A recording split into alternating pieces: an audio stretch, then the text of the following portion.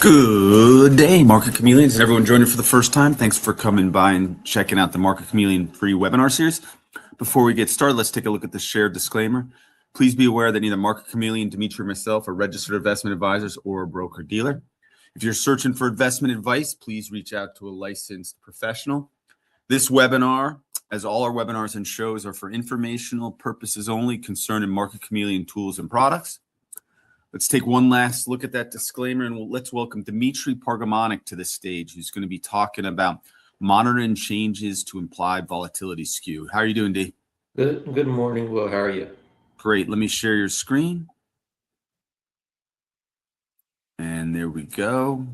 There's the Market Chameleon landing page, and we're ready to roll. Good morning, everyone. Before we start, let me navigate to a symbol so we could look at an example. And what we'll do today is see how can we assess or monitor how the implied volatility skew changed. Let's use Google in our example. So I'm going to type in Google in the search box, and this will take us to the Google's main summary page on the left-hand side. We're going to click on options, and then we're going to go to activity. Okay, and this is going to take us to a table with data analytics for Google options, volume, trades. Let's click on this menu to minimize and expand our screen. And the question that we're going to try to answer today is, when we look at options, we know we have implied volatility, and we could track how the implied volatility changed. Did it go up? Did it go down? And that requires, like we discussed in previous shows, to reference, well, what implied volatility are we looking at? 30-day implied. Then we create this benchmark, and then we look, well, how did it change from the previous day? So how did today's trading activity impact the implied volatility? Just like you would look at a stock price and say, well, here's the stock price. How did it change on a day? If it's down, the trading activity impacted the stock negatively or positively. And in options, well, we have implied volatilities for different strikes, and these different strikes represent, how close the strikes are relative to the stock price. And we have at-the-money options, we have out-of-the-money options, and if they have different implied volatilities, we call that a skew. Are some options on a relative basis priced higher than other options? If we use the implied volatility relative value. So if we come down here, we have this table here, and these are different option expirations for Google. And next to it, we see this at-the-money implied volatility.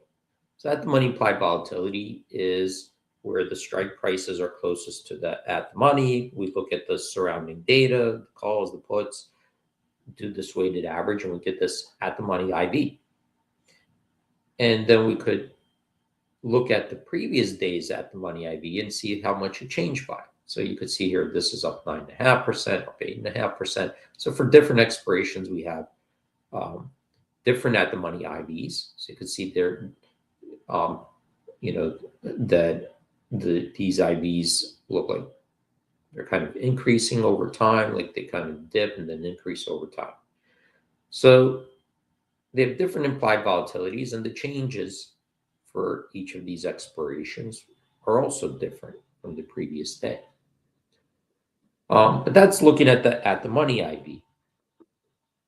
But what about the skew? Because the at the monies are just referencing a certain, strikes. But there are also strikes that are out of the money puts. Those are downside.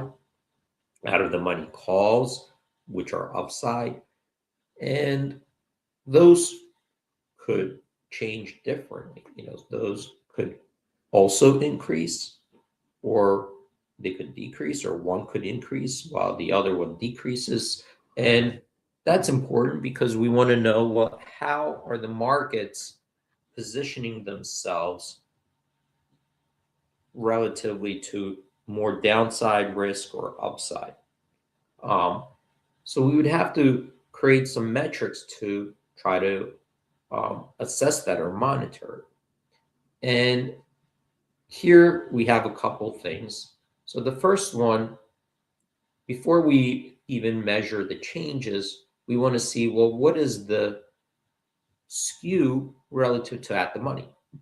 So for example, I'm hovering over here, March 6th, right? And here we see that, well, what are we going to reference? You know, if we're just trying to look at a metric, we need to reference something. So let's, for the downside put, we're going to use the 25 delta. And for an upside call, we use the 25 delta. Okay, so this kind of gives us a situation where we ran, if we took that, the money implied volatility, and just applied it to all the strikes across the board, and then we looked at the 25 delta options and said, well, are they higher or lower than that, the money? And by how much? So here the 25 delta put is 6.7% higher than the at the money, meaning the downside puts on a relative basis have a skew. The implied volatilities are higher for that option. Then we can look at the upside. So the upside says if we found the 25 delta call, well, that option is the implied volatility is 4.6% lower than the at the money heavy. So you can see here that the skew, you know, if we could click on it, this shows us the what. So when you click on that March 6th skew, we could draw this graph. So this red line here, as you can see here, the strikes. So for Google, you see strikes that the money's around over here, you know, near 308, 310.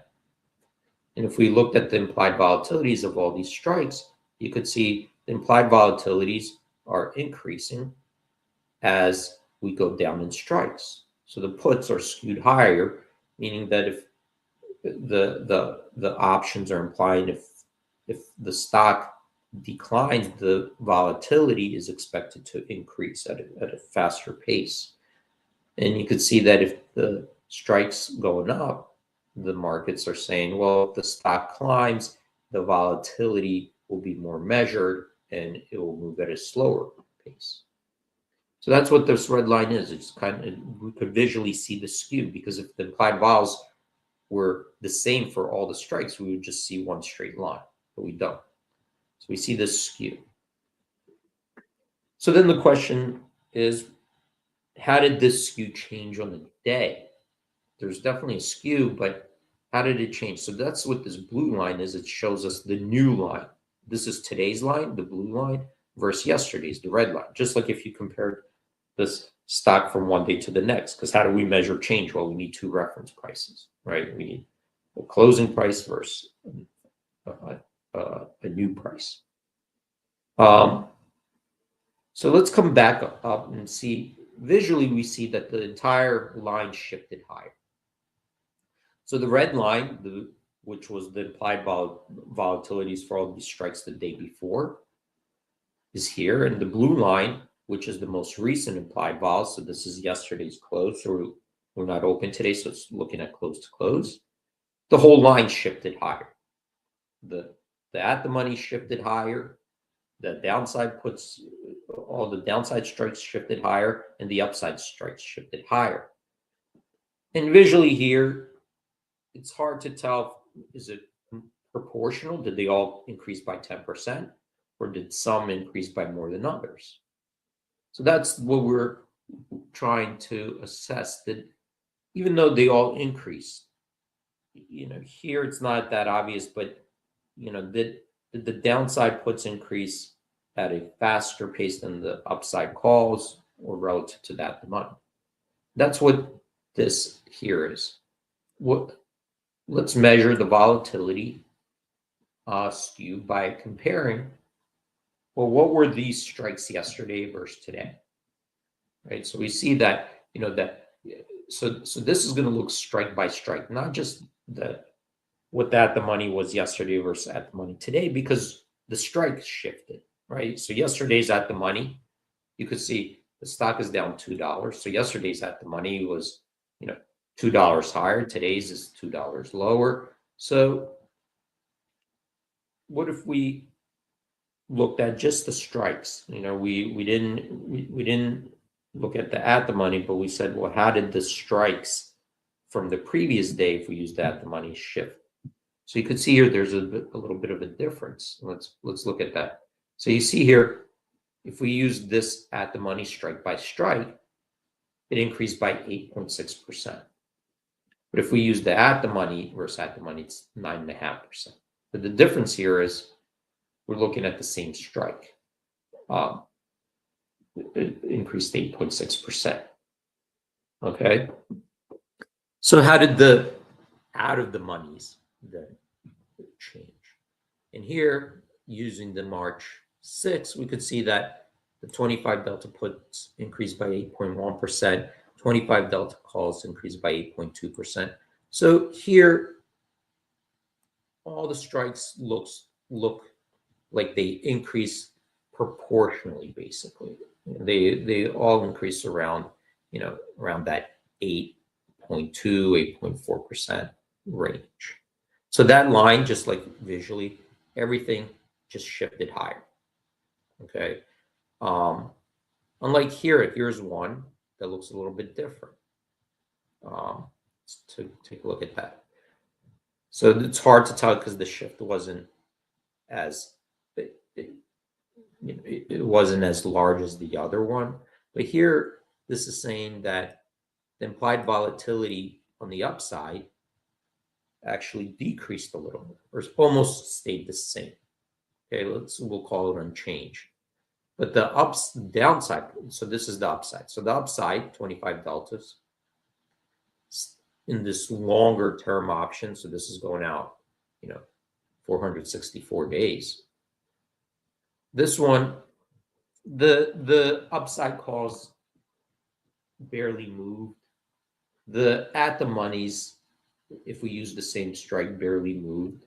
So even though the stock moved to a different strike, that particular strike, the implied volatility didn't move. Right, so these are unchanged, but the downside puts slightly increased. Okay, so they gave it a little bit more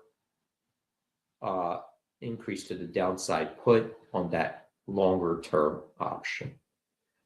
And this is a quick way to kind of come and visualize, well, how did the options themselves shift, on the basis of the strikes, from previous day. So now we have this new at the money strike. Did that go up or down? Now we have these out of the money options. Did those implied volatilities go up or down? And this gives us a better picture, reference. How did that whole implied volatility skew? How was it impacted by the day's trade? Okay, so I'm going to stop right there and throw it back to you. AD, great job as always, my friend. Thanks for bringing these to the Chameleon community. Thanks, Will. Thanks, everyone, for joining. Stay safe. Have a great trading day, and we hope to see you on Monday next. Monday, I think, is President's Day weekend. That's right. Is everyone off?